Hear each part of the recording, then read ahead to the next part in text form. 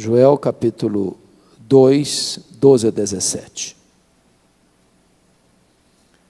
Está escrito o seguinte: ainda assim, agora mesmo, diz o Senhor, convertei-vos a mim de todo o vosso coração, e isso com jejuns, com choro e com pranto. Rasgai o vosso coração e não as vossas vestes, e convertei-vos ao Senhor vosso Deus, porque Ele é misericordioso e compassivo, e tardio em irar-se, e grande em benignidade, e se arrepende do mal. Quem sabe se não se voltará e se arrependerá, e deixará após si uma bênção, uma oferta de manjares, e libação para o Senhor vosso Deus. Tocai a trombeta em Sião, promulgai um santo jejum, proclamai uma assembleia solene. Congregai o povo, santificai a congregação, ajuntai os anciãos, reuni os filhinhos e os que mamam. Sai o noivo da sua recâmara e a noiva do seu aposento. Chorem os sacerdotes, ministros do Senhor, entre o pórtico e o altar, e orem. Poupa o teu povo ao Senhor, e não entregues a tua herança ao opróbrio, para que as nações façam escárnio dele, porque hão de dizer entre os povos, onde está o seu Deus? Amados, eu sei que esta é uma reunião de líderes, e que bom que você está aqui. E mais do que nunca nós, pela graça de Deus, que temos o privilégio de servir a Deus na liderança, precisamos ter consciência da necessidade e da urgência de um grande avivamento nos nossos dias. Vivemos dias muito difíceis, dias de apostasia, dias de frieza, dias de mornidão, dia em que o mundo alarga suas fronteiras e parece-nos que há um esforço concentrado na mídia, na imprensa, nas cortes, nos parlamentos, na literatura, no teatro, nas redes sociais, para se destruir os fundamentos da nossa civilização e destruir os fundamentos da própria vida cristã. Há uma crise instalada e estabelecida, e eu não estou falando apenas de uma crise de saúde pública, de uma pandemia que vem abalando as colunas de sustentação da sociedade no que concerne à fragilidade do poder econômico, da fragilidade do poder científico e tecnológico, mas eu estou falando de valores e princípios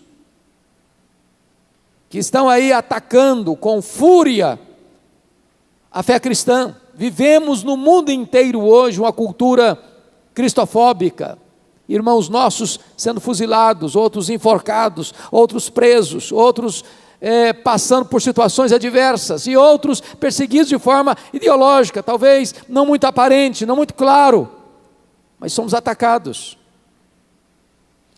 O que eu quero lhes dizer é que a crise não deve nos desesperar, porque todos os grandes avivamentos registrados na Bíblia e os que estão nos anais da história aconteceram em tempos de crise.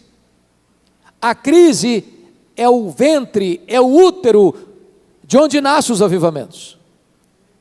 É quando nós reconhecemos que estamos em crise, é quando nós chegamos à conclusão que não temos forças, é quando nós olhamos e vemos o gigantismo dos problemas e a fragilidade dos nossos braços, é que nós recorremos ao Todo-Poderoso Deus para interferir na nossa história e mudar a nossa história.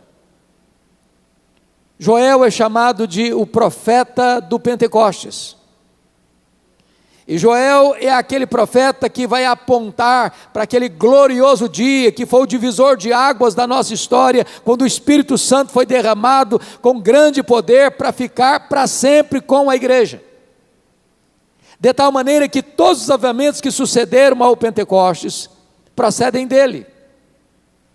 E quando Pedro se levanta em Jerusalém, testemunhando o cumprimento do que Joel prometeu, ele disse: essa promessa não é apenas para vós, Essa promessa é também para os nossos filhos. Esta promessa é para aqueles que ainda estão longe, é para quantos o Senhor nosso Deus chamar.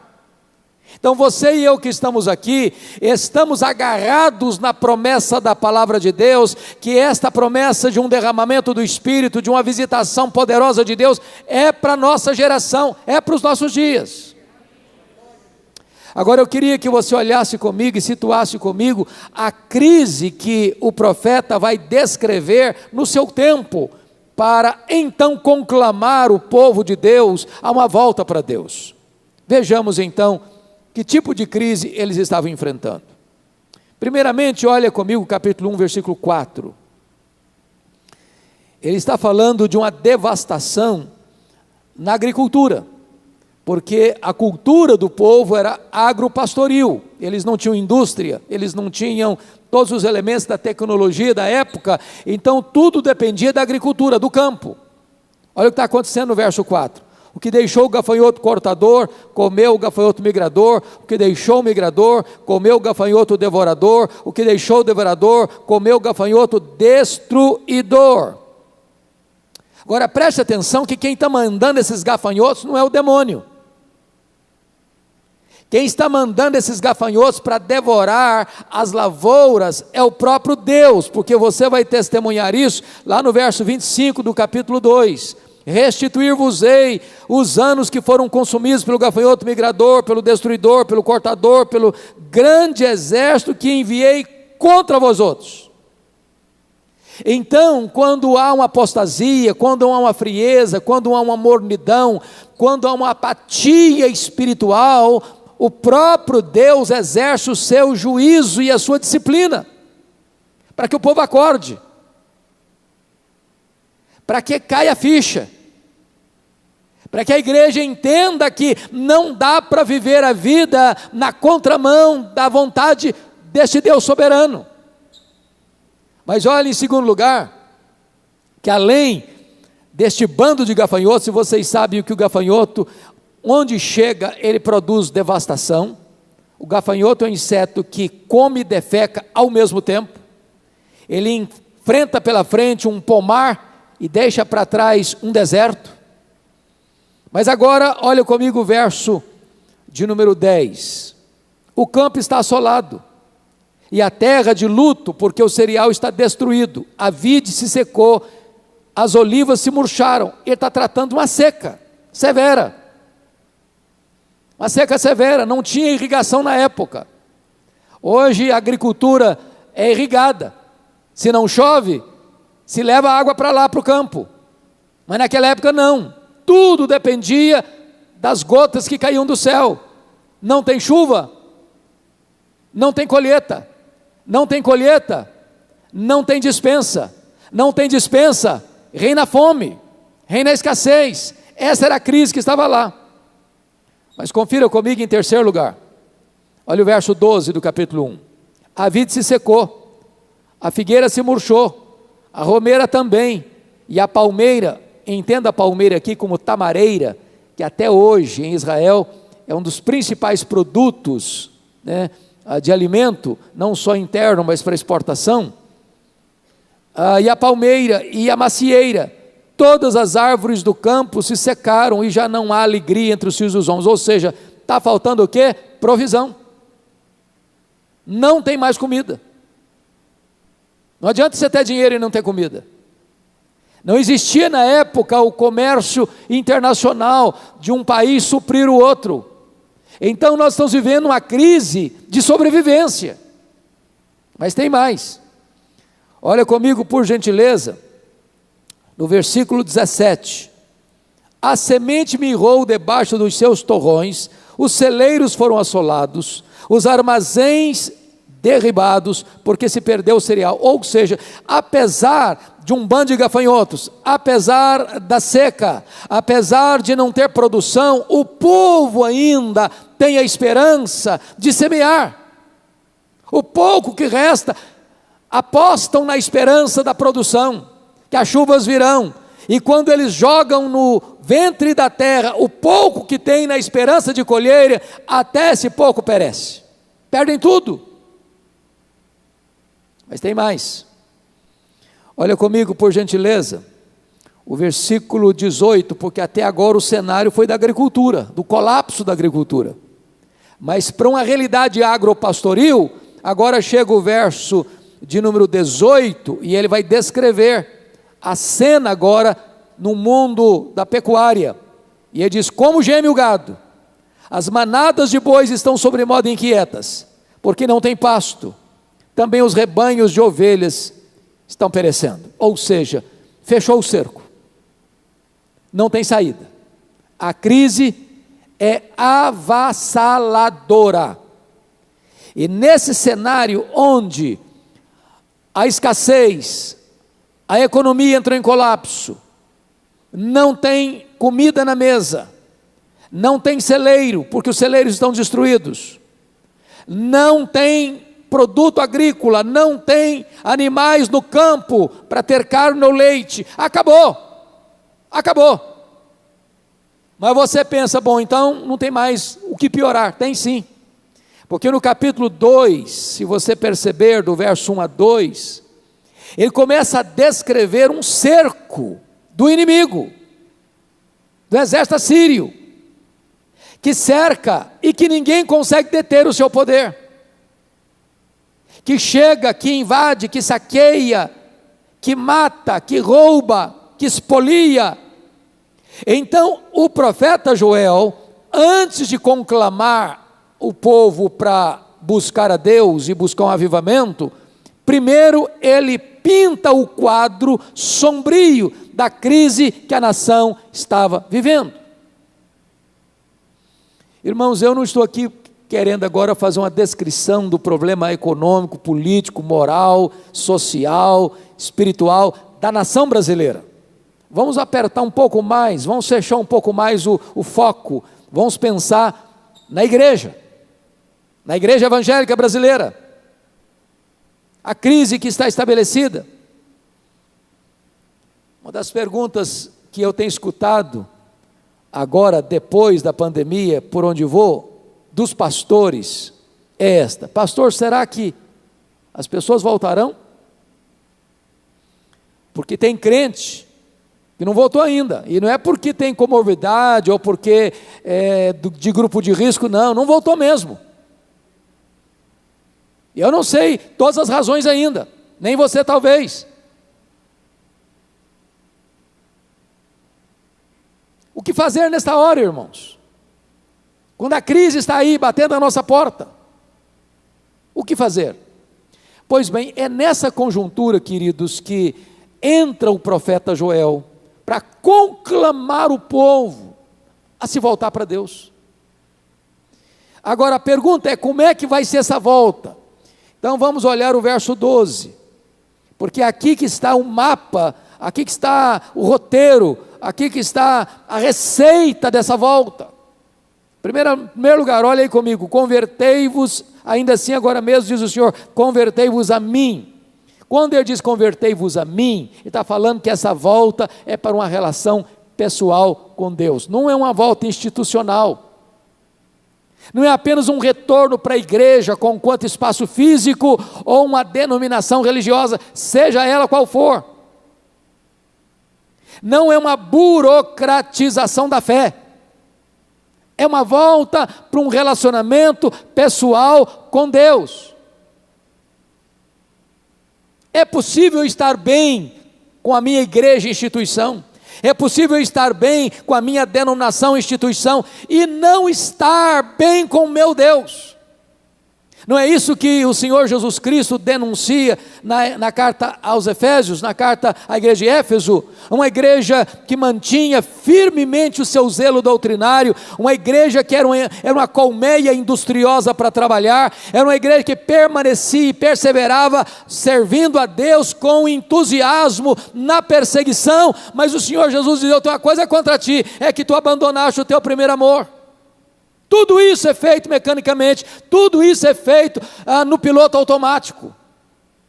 Então tem que voltar para Deus, ao ponto de você abrir a sua Bíblia e ter prazer de ler sua Bíblia, a ponto de você dobrar os seus joelhos e se deleitar na presença de Deus, a ponto de você vir para a casa de Deus com a expectativa de ter um encontro pessoal com Deus vivo.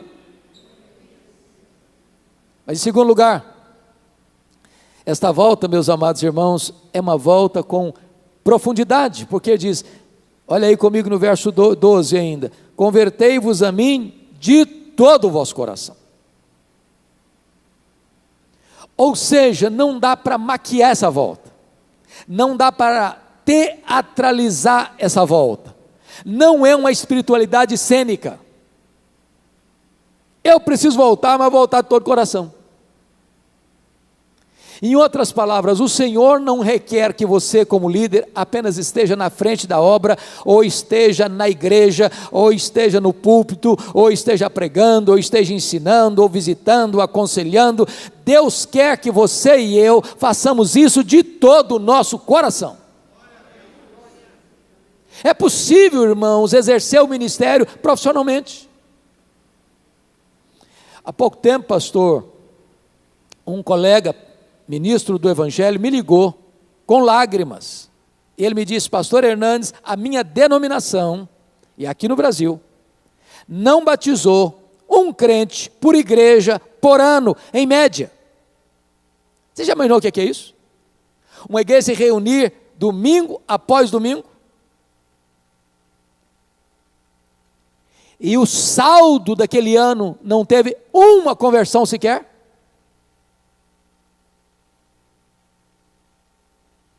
Mas notem mais, essa volta também precisa ser uma volta com diligência, porque o verso 12 ainda nos diz, convertei-vos a mim de todo o vosso coração, isso com jejuns. Por que o profeta está dizendo que essa volta para Deus precisa ser com jejuns? O que é um jejum? O jejum é quando você se abstém daquilo que é bom por aquilo que é melhor.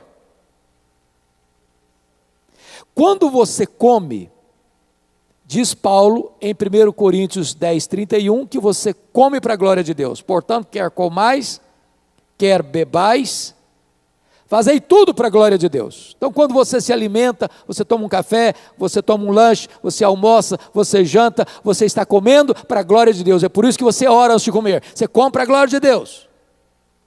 Agora, quando Paulo inclui, quer comais, quer bebais, quer façais qualquer outra coisa, e qualquer outra coisa inclui jejum, fazei para a glória de Deus. A pergunta é, se eu como para a glória de Deus, e se eu jejuo para a glória de Deus, qual a diferença entre comer e jejuar? Se eu faço ambos para a glória de Deus? E talvez a melhor resposta a esta pergunta é esta, é que quando você come, você se alimenta do símbolo do pão do céu, porque o pão da terra é um símbolo do pão do céu. Mas quando você jejua, você não se alimenta do símbolo, você se alimenta do próprio pão do céu, porque jejum é fome de Deus. O nosso problema é que nós estamos tão acostumados com o sabor do pão da terra, que perdemos o apetite pelo pão do céu. É por isso que essa volta precisa ser, meus amados irmãos, com jejuns. Para nós entendermos que não só de pão vive o homem, mas de toda a palavra que procede da boca de Deus. Quando você jejua, o seu próprio corpo está dizendo para você, eu preciso de comida, eu preciso de comida, eu preciso de comida, e você vai dizer para o seu corpo, mas eu preciso mais de Deus, eu preciso mais de Deus, eu preciso mais de Deus.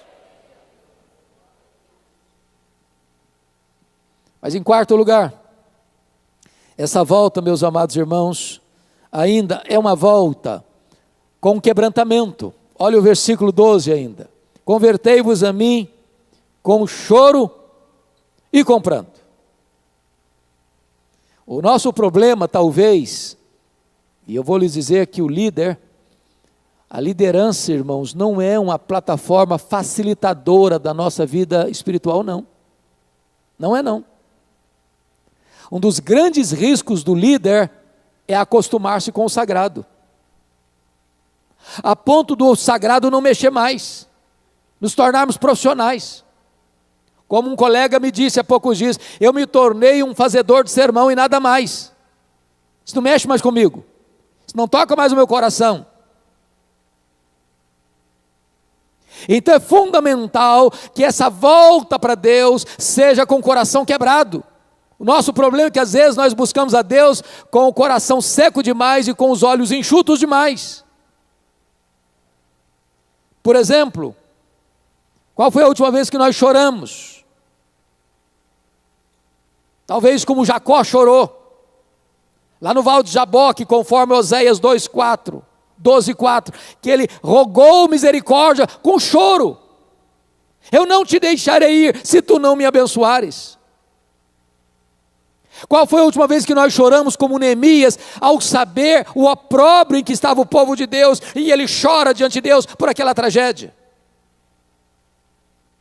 Qual foi a última vez que nós choramos como chorou Jeremias, ao ver a cidade de Jerusalém sendo massacrada pelos babilônios?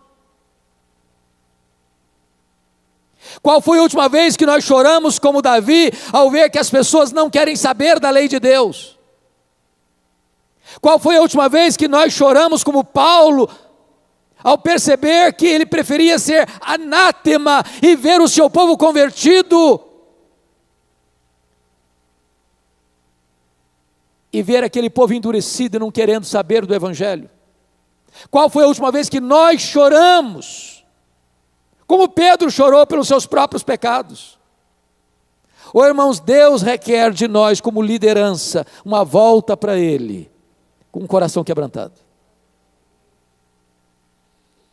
Mas ainda, em quinto lugar, confira comigo, essa volta, ela precisa ser uma volta com sinceridade, porque o verso 13 diz: rasgai o vosso coração, e não as vossas vestes, e convertei-vos ao Senhor vosso Deus.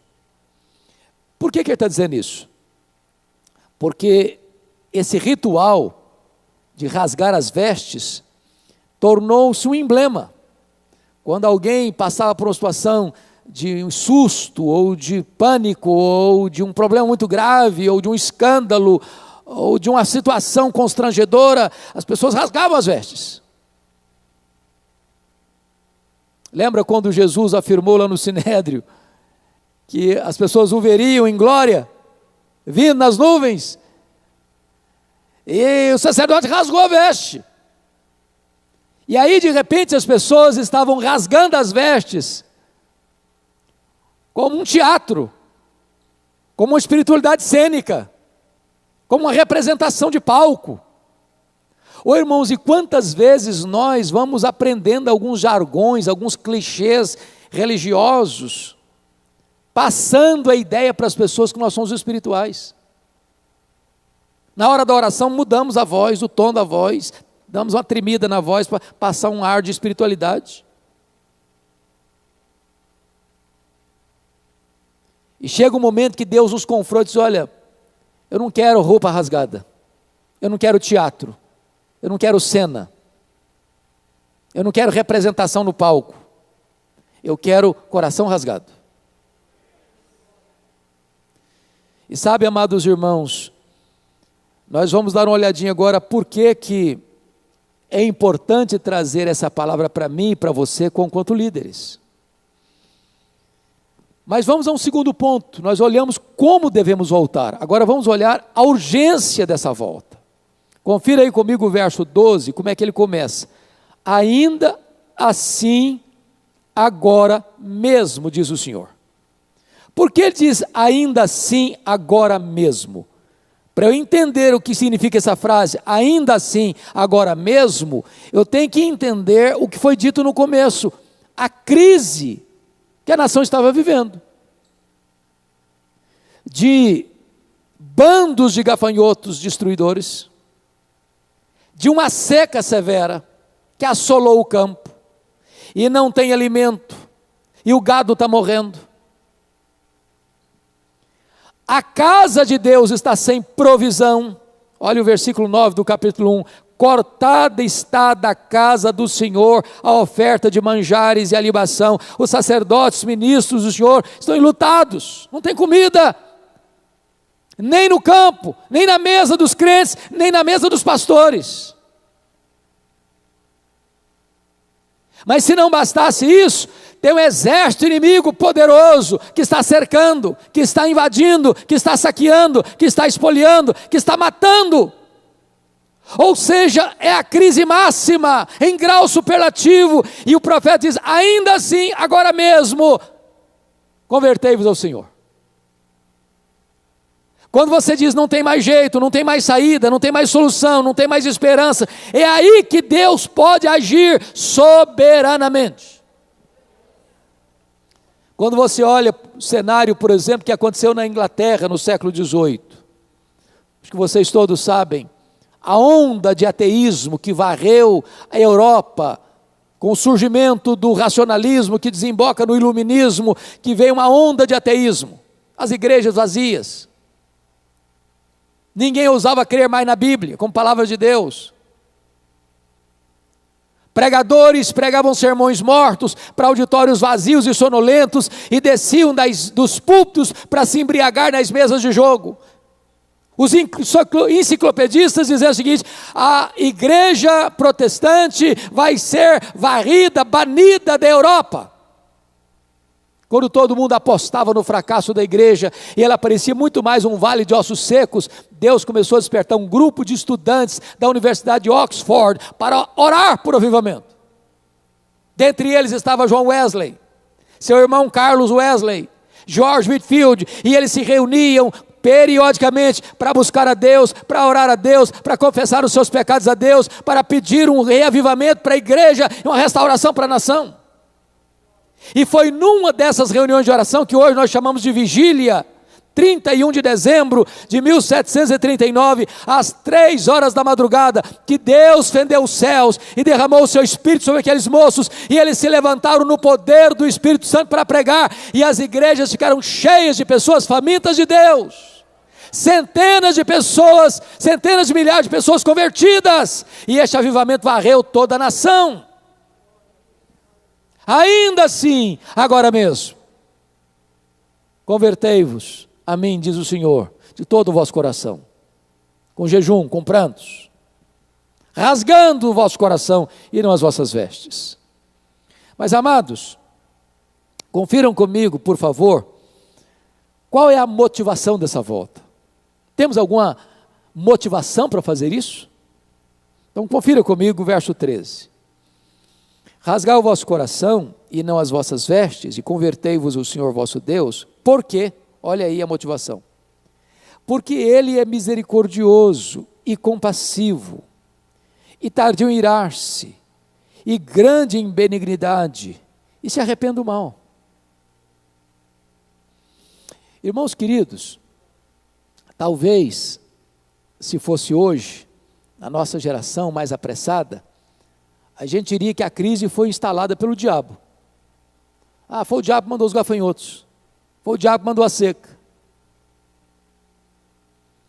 Mas quando você lê, você vai perceber que essa crise foi a disciplina de Deus ao seu povo.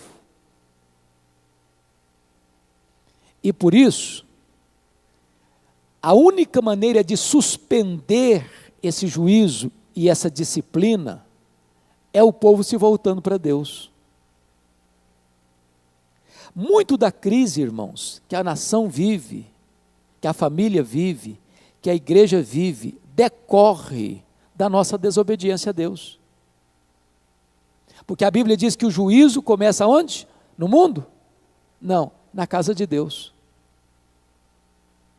É por isso que está escrito lá em 2 Crônicas 7,14, se o meu povo, que se chama pelo meu nome, se humilhar e orar, e me buscar, e se converter de seus maus caminhos, então eu ouvirei dos céus, perdoarei os seus pecados, e sararei a sua terra. Uma igreja curada, reflete e reverbera na nação.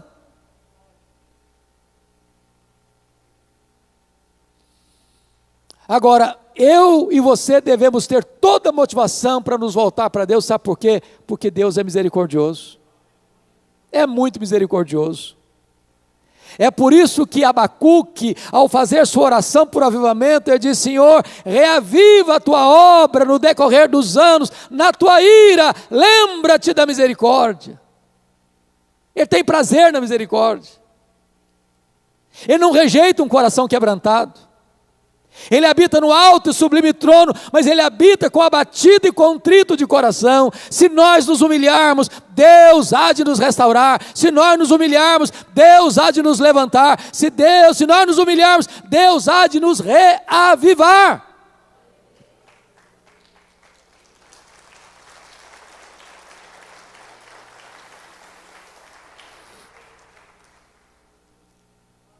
Agora preste atenção. Como é que é essa convocação? Olha o verso de número 15 comigo. Tocai a trombeta em Sião, promulgai um santo jejum, proclamai uma assembleia solene. Então, a primeira coisa que eu preciso entender como igreja, nós não estamos aqui fazendo uma avaliação política, não estamos fazendo uma avaliação econômica, nem social do Brasil, nem do mundo. Nós estamos aqui lidando com o povo de Deus, a igreja de Cristo.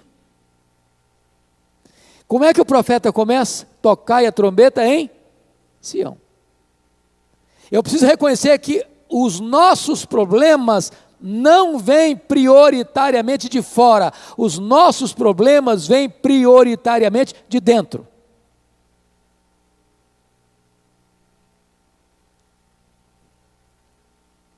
Ou seja, a trombeta não é tocada para fora dos muros, a trombeta é tocada em Sião. É para dentro dos muros. Somos nós. Nós somos o sal da terra. Nós somos a luz do mundo. Nós somos os ministros da reconciliação. Nós somos os embaixadores de Deus. Então, se tem que ter conserto, se tem que ter acerto, se tem que ter reavivamento, essa obra não começa lá fora, não. Essa obra começa aqui dentro. Essa obra começa com os líderes.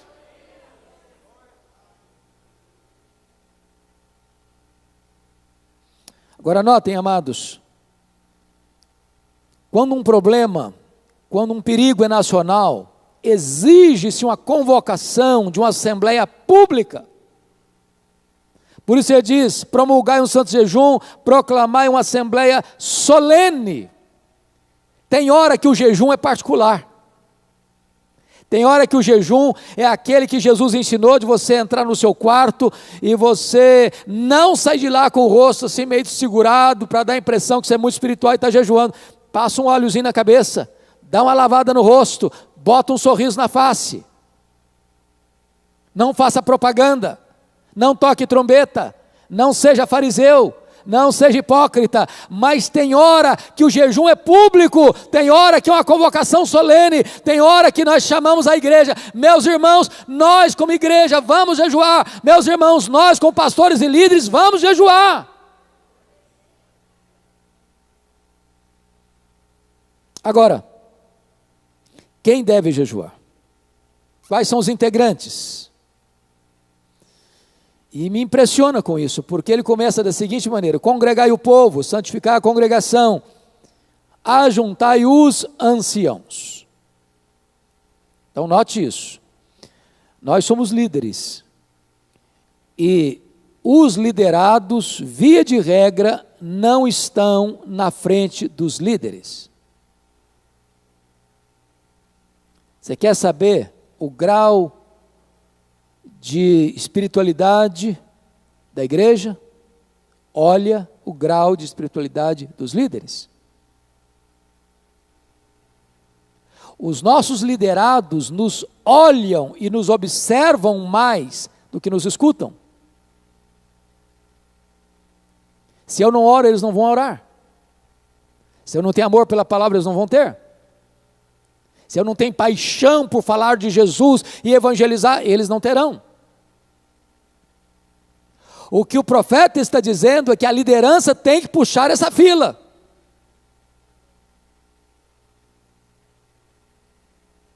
Eu não posso dizer para os membros da igreja, faça isso, faça aquilo outro, se eu não vou na frente, se eu não sou exemplo.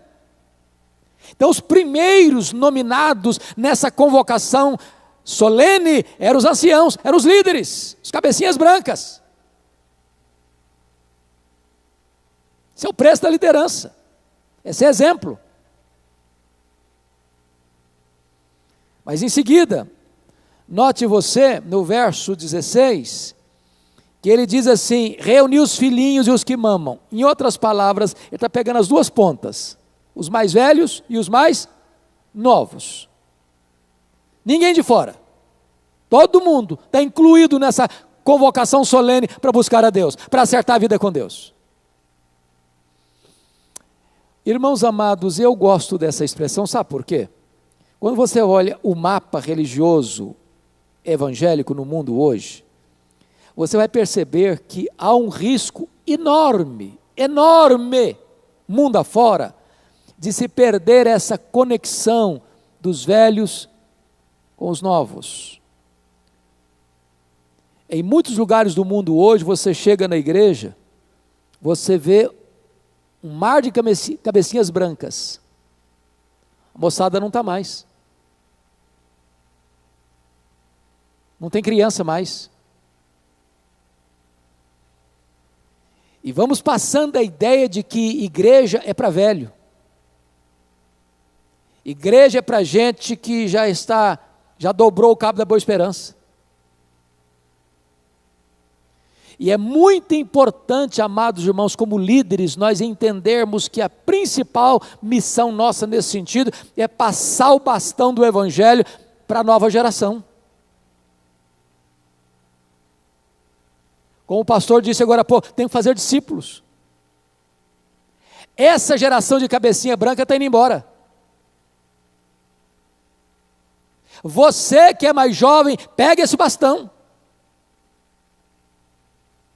Precisamos ensinar os nossos filhos dentro de casa, sabe por quê? A fé começa em casa. É lá em casa que começa a fé. É lá que você ensina os filhos. É lá que você ora com eles. É lá que você faz culto doméstico com eles. É lá que você compra bons livros e dá na mão deles, e lê com eles, estuda com eles, e leva-os a amar a palavra de Deus. É para a igreja que você traz as crianças. Igreja é lugar de criança. Então o texto está nos mostrando que até os que mamam têm que vir. No colo da mãe, no colo do pai. Talvez eles não entendam tudo que está acontecendo, mas eles começam a sugar o leite da piedade e sobreviverem espiritualmente. Mas note outra coisa importante aí no texto.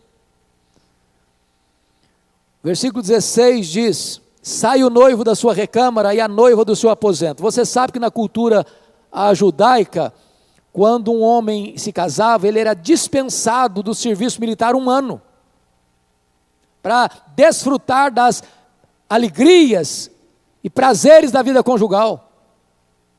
O texto está dizendo que essa volta para Deus é tão urgente que até no dia das núpcias, ou até na lua de mel, ninguém está dispensado dessa assembleia solene de buscar a presença de Deus. Em outras palavras, não tem prioridade mais prioritária do que buscar a Deus, buscar um reavivamento, buscar uma restauração da nossa vida espiritual.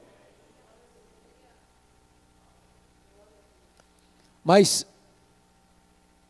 há uma palavra especial aqui, e ela está no verso 17. Chorem os sacerdotes, ministros do Senhor. O sacerdote, ele era o mestre que ensinava a lei, e o sacerdote era aquele que intercedia pelo povo. Então ele tinha uma dupla função. Ele trazia Deus para o povo e levava o povo a Deus. Ele era um líder.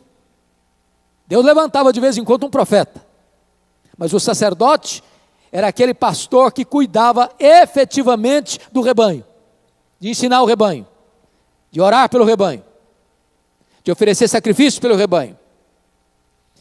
Esse líder tem uma palavra especial para ele. Qual é a palavra? Chorem os sacerdotes, ministros do Senhor. Oh, amados irmãos, o líder é aquele que se humilha, é aquele que se quebranta, é aquele que sente o peso, não só dos seus próprios pecados, mas sente o peso da sua própria congregação. Ele chora pelo seu povo. E por que ele está chorando? Olha a motivação aí. ele ora e diz: poupa o teu povo, ó Senhor, e não entregues a tua herança ao opróbrio. Então, a primeira coisa que ele está pedindo é para Deus poupar o povo, porque o líder tem que amar o povo. Eu conheço muito líder que ama a posição de liderança, o status de liderança, o conforto da liderança. Há pouco tempo eu escutei um cidadão dizer o seguinte: eu gosto de chegar na igreja e ninguém me encostar. Gosto da multidão, mas não gosto de gente. Pastor e líder tem que ter cheiro de ovelha, tem que amar a ovelha, tem que gostar de gente, tem que amar o seu povo. Ele tem que se colocar na brecha em favor do seu povo, como fez Moisés. Senhor, ou o Senhor perdoa o pecado desse povo, ou o Senhor não sorrisca o meu nome do livro que escreveste. Ou como Paulo dizia: eu preferia me perder para ver o meu povo salvo. Meu amado irmão, aqueles que Deus confiou nas suas mãos, você precisa orar, e orar, e orar, dizendo: Deus, poupa o teu povo, Senhor, poupa o teu povo, oh meu Deus, poupa o teu povo.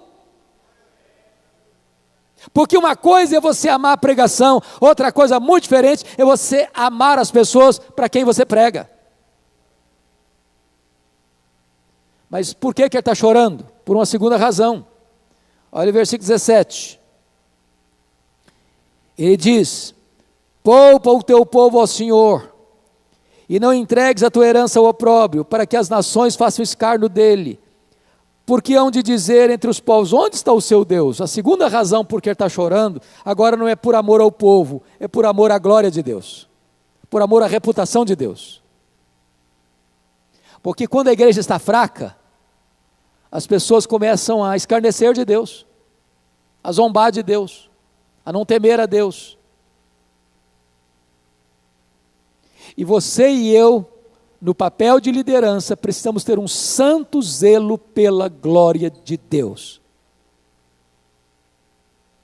Bom, deixa eu concluir, levando você para o versículo 18, porque o verso 18, e nós não lemos essa passagem, porque eu não vou olhar versículo por versículo, mas pontuar algumas coisas.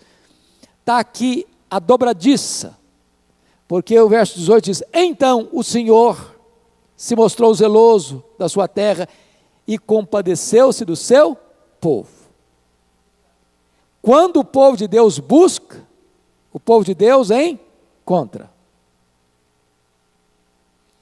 E eu quero chamar a sua atenção para o fato de que todos os elementos de crise apontados nos capítulos 1 e 2 serão revertidos em resposta, em consequência do acerto que este povo fez com Deus. Se não, vejamos. Olha aí comigo, por favor, o versículo de número 19. E respondendo lhe disse: eis que vos envio o cereal e o vinho e o óleo, e deles sereis fartos, e vos não entregarei mais ao opróbrio entre as nações. Então não tinha comida, não tinha produto na lavoura, não tinha rebanho no pasto, não tinha armazéns, não tinha despensa, não tinha mesa com comida. Agora Deus vem e Deus dá o cereal, e Deus dá o vinho, e Deus dá o óleo, e eles são fartos, e o inimigo não entra mais para saquear e espoliar. É Deus quem dá. Deus reverte o quadro. Segundo, olha comigo, versículo 20. O exército que vem para oprimir, descrito nos versos 1 a 11 do capítulo 2, olha o que vai acontecer. Mas o exército que vem do norte, eu removerei para longe de vós, lançá-lo-ei em uma terra seca e deserta, lançarei a sua vanguarda para o mar oriental, e a sua retaguarda para o mar ocidental, subirá o seu mau cheiro, subirá a sua podridão, porque agiu poderosamente. É muito provável que seja uma cena descrita por aquele cerco da Síria a Jerusalém, depois de ter derrubado o reino do norte, Samaria, no governo de Ezequias. É muito provável que seja essa situação, porque o exército assírio cercou Jerusalém e de forma abusada disse: rendam-se, porque Deus nenhum pode livrar vocês das minhas mãos. E Deus mandou um único anjo e matou 185 mil soldados assírios. Ô irmãos, quem dá vitória à igreja é Deus. Quem leva a igreja para frente é Deus. Quem triunfa sobre os nossos inimigos é Deus. Terceiro lugar. Olha comigo o verso 25. Não, verso 23, por favor. Alegrai-vos, pois, filhos de Sião, regozijai-vos no Senhor, vosso Deus, porque Ele vos dará em justa medida a chuva, fará descer como outrora a chuva temporã e a serôdia. Que coisa maravilhosa, porque outrora, qual era a situação? Terra seca, as árvores frutíferas morrendo, a semente lançada no ventre da terra, secando lá dentro e morrendo. Agora Deus derrama sua chuva, a chuva certa, a chuva temporã, a chuva serôdia. Agora o tempo é favorável. É Deus quem domina o tempo, irmãos. É Deus quem tem o controle do tempo, é Deus quem tem o controle das estações, e pode ter certeza disso. Muito das crises ecológicas, muitas das crises aí do meio ambiente que estamos vivendo, é resultado do pecado do povo de Deus. Se nós nos voltarmos para Deus, Deus pode visitar a natureza que Ele mesmo criou com graça e bondade. Mas tem mais, olha o verso 25 comigo. Restituir-vos-ei os anos que foram consumidos pelo gafanhoto migrador, pelo destruidor, pelo cortador, o meu grande exército que enviei contra vós outros. Note vocês que os bandos de gafanhotos do capítulo 1, versículo 4, não vieram por conta própria, de moto próprio, nem enviados pelo diabo. Deus os enviou. E agora que o povo se arrependeu e voltou-se para Deus, Deus o afastou. Deus dá a disciplina e Deus dá a restauração. Deus faz a ferida e Deus cura. Mas sabe, irmãos, a última coisa que me chama a atenção está no verso 27. Porque sabe qual é a maior crise que a igreja enfrenta, irmãos? Não é financeira, não é política, não é da economia, não é do meio ambiente, não é mesmo dos problemas internacionais. Sabe qual é o maior problema da igreja? Não é nem mesmo a ação do diabo. O maior problema da igreja, irmãos, é a ausência de Deus. É quando se inscreve na frente Icabode, foi-se a glória do Senhor. Mas olha o que vai acontecer agora no verso 27.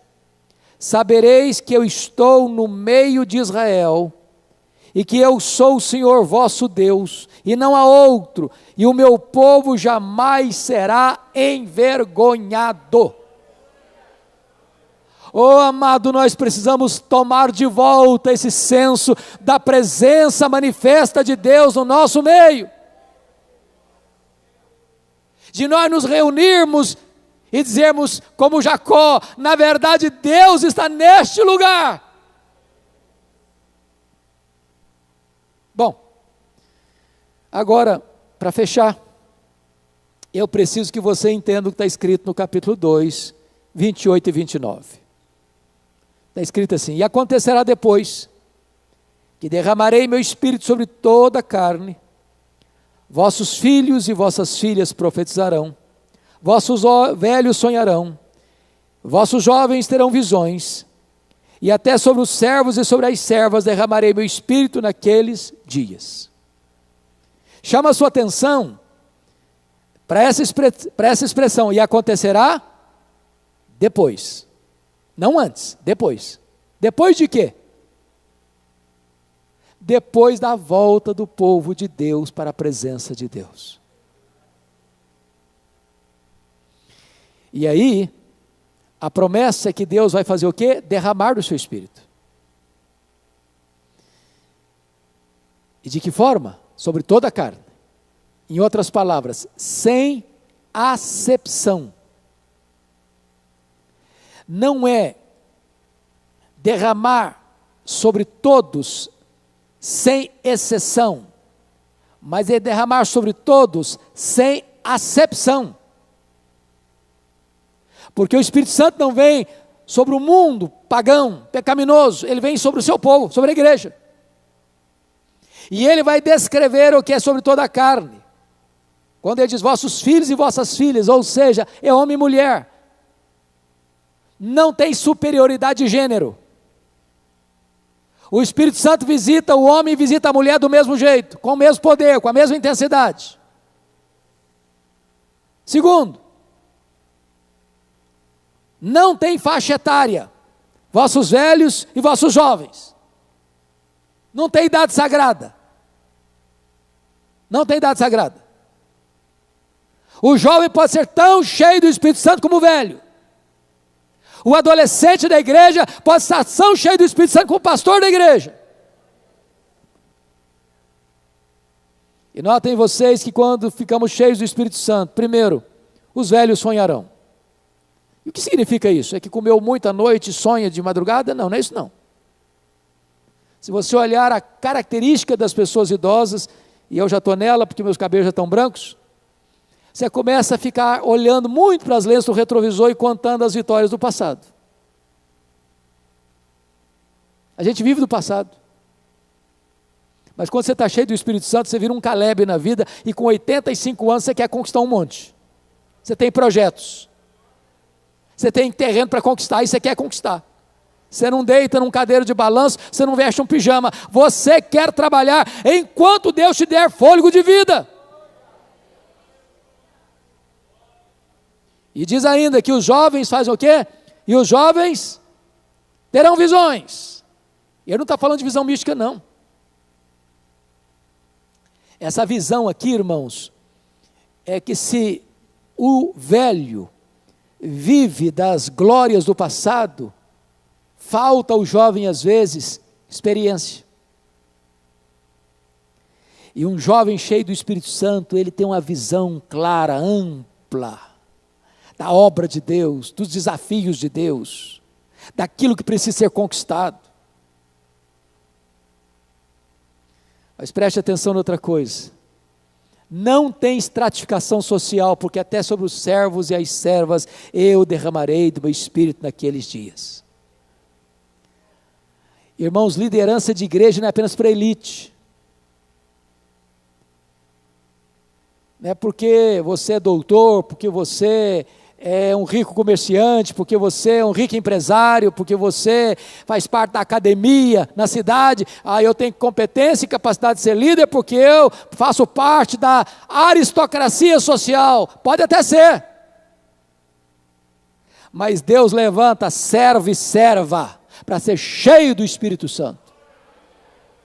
Deus levanta gente de mão calejada e levanta essa pessoa e a usa com poder, como usou Dwight Lyman Moody, que era um homem rude, mas cheio do Espírito Santo, e levou cerca de 500 mil pessoas a Cristo. Pois bem, queridos, passaram-se mais de 600 anos dessa promessa de Joel, e Jesus Cristo veio ao mundo, e Jesus Cristo morreu, Jesus Cristo ressuscitou, e antes de ir assunto aos céus, Jesus disse para os seus discípulos: permanecei na cidade até que do alto sejais revestidos de poder. E Jesus disse: aguardai a promessa do Pai, quando sereis batizados com o Espírito Santo, e recebereis poder ao descer sobre vós o Espírito Santo, e sereis minhas testemunhas, tanto em Jerusalém, como em toda a Judeia, e Samaria, e até os confins da terra. E ao ouvirem essa promessa de Jesus, eles retornaram 120 pessoas para o cenáculo, e diz a Bíblia que todos perseveraram unânimes em oração. Depois de 10 dias de oração, era um domingo de manhã, 9 horas da manhã, estavam assentados, quando de repente veio do céu um som impetuoso, um vento impetuoso, línguas como de fogo, pousou um sobre cada um deles, e todos ficaram cheios do Espírito Santo, e começaram a falar em outras línguas as grandezas de Deus. Quando a multidão se reúne atônita, sem saber o que estava acontecendo, o que quer isso dizer? Outros olharam com preconceito e disseram: não, não são galileus. Outros olharam com zombaria e disseram: estão bêbados. Pedro se levanta e diz: não, senhor, eles não estão bêbados. Esta é a terceira hora do dia, é 9 horas da manhã. O que está acontecendo aqui é o que prometeu o profeta Joel, que Deus haveria de derramar o seu Espírito nos últimos dias. E Pedro se levanta e prega com poder e diz: esta promessa não é apenas para vós, é para os vossos filhos, é para aqueles que estão longe, é para quantos o Senhor nosso Deus chamar. Portanto, essa promessa, meu amado, de Joel aqui, é para você, é para mim, é para a Catedral Evangélica de Sorocaba, é para os nossos dias. Que Deus nos ajude, nesse tempo de crise, meus irmãos, nos levantarmos, porque a igreja de Deus não está em crise. A igreja de Deus sabe que o seu rei, que o seu Senhor está no trono, que Ele tem as rédeas da história em suas mãos, e que nós somos um povo mais do que vencedor em Cristo Jesus, e nós temos a suprema grandeza do poder de Deus à nossa disposição. Nós temos rios de água viva que podem fluir do nosso interior, e nós temos a promessa de que Deus há de derramar mais e mais, mais e mais, mais e mais do seu Espírito sobre uma igreja que está sedenta da sua presença. Que Ele nos ajude, que Ele nos abençoe. Amém.